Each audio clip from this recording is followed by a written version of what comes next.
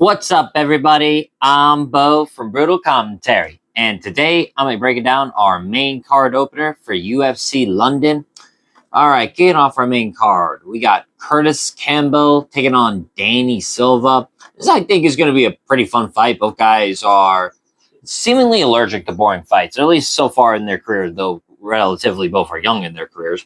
But it's definitely one where I think the betting odds might not reflect how competitive this is, because Campbell is about a minus 175 underdog, 175 favorite. And I think Silva is the kind of fighter tends to make things messy, gritty, and pretty close. But looking at our two fighters, starting with Danny Silva, he's currently 10-2 as a professional, 4-1 in his last 5 fights. In the UFC, he's currently 2-1. Beat Josh Kulibau by a split decision, and then in his most recent win about a year ago, beat Lucas Almeida about a year ago. Now he's suffering his first UFC loss to Kevin Vachejos, but hey, no shame in that. Kevin Vachejos is really good. And Silva so far is the only guy in the UFC to take Vachejos to a decision. Not Josh Emmett, not Giga Chikadze, or Sung Woo Choi. It's Danny Silva. Shows how good he is and how gritty too, because that was a good competitive fight. Meanwhile, he's taking on Kurtis Campbell, aka the Pink Panther. What's funny is that Silva's nickname is El Puma, so you literally got a Panther versus a Puma. Now, for Campbell, he's currently 8-0 as a professional, so of course he's 5-0 in his last 5 fights. Now he's coming off a pretty quick win on the Contender Series against Dembe Sek, which he just obliterated him in the clinch with knees, punches, and elbows. Campbell is a pretty good offensive dynamo. Going to be a very fun fighter because he's got a really good amount of finishes right now. Like I said, 8 professional fights, so not that many. But of those, all but 2 are by decision. So 6 finishes of his 8 fights, pretty good. So without further ado, let's get down to the breakdown. Start with Kurtis Campbell.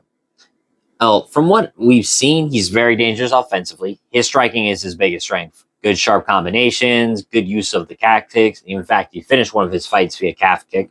And strong clinch work with close range weapons. Campbell is not just one-dimensional. Well, in that case with the striking, he can mix in some grappling. And overall, he looks like a pretty well-rounded offensive fighter. So what stands out most is also how proactive Campbell is. He doesn't necessarily wait around for the opponent to come at him. But he's much better at just going out there and trying to create damage, trying to create collisions and offense. That's where Campbell really does his best work. And that kind of style can be very effective against fighters who are willing to absorb shots. Speaking of those, let's look at Danny Silva. For Danny Silva, he is a gritty, tough fighter. Like his Contender Series fight with Angel Pacheco was definitely just a phone booth type of fight, and very good one too. Danny Silva, he pressures heavy, moves forward, and is very capable in the dogfight. One of, I would say, Silva's best traits, especially defensively, is his ability to roll with punches. You saw he did that a lot with Kevin Vachejos. He rolled with the punches. And oftentimes, Silva does just a good job of taking some of the sting off of incoming shots, even if he still gets hit.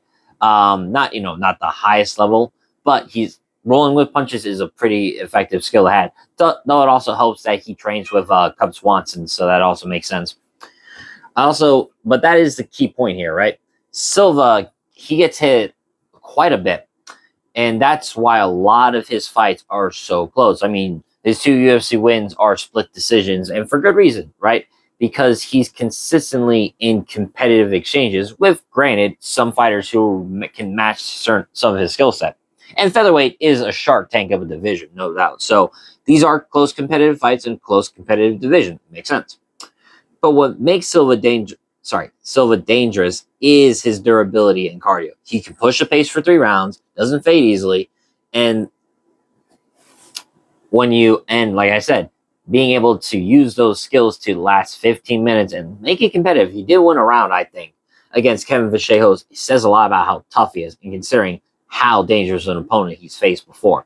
So someone like Kurtis Campbell even though he's a good finisher, Silva is not a stranger to this at all. Now, looking at this stylistically, this fight is likely going to be fought at a high pace. That's for sure, because Campbell will be the more dynamic offensive striker. I think Silva will be the pressure fighter who tries to make it gritty and competitive. The key question is, can Silva's durability and pressure overwhelm Campbell's offense, or does Campbell land the cleaner, more impactful shots throughout the fight?